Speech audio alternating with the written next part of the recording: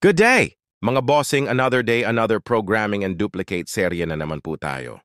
Ang gagawin po natin ngayon ay Honda PCX 160 ni Bossing from Mandaluyong City.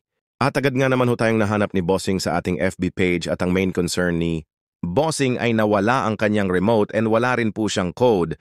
At kaya tinanong nga po muna natin si Bossing kung gusto niya bang ipadelete yung code nung nawawala niyang remote para iwas aberya. At ibabalik o ire-reprogram na lang natin kung sakaling ito man ay makita o masuli sa kanya at napagdesisyon nga ni Bossing na ipadelete na lamang ito. Malinis at mabilis ang nagawa na naman nga po namin ito.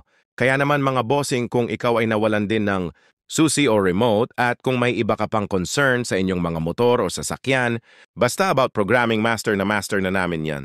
Mag-inquire lamang po sa aming page. Mura, mabilis at quality. Pa-plus, bibigyan ka pa po namin ng warranty at ilalagay ko po sa comment section ng lahat ng details at iba pa naming mga services.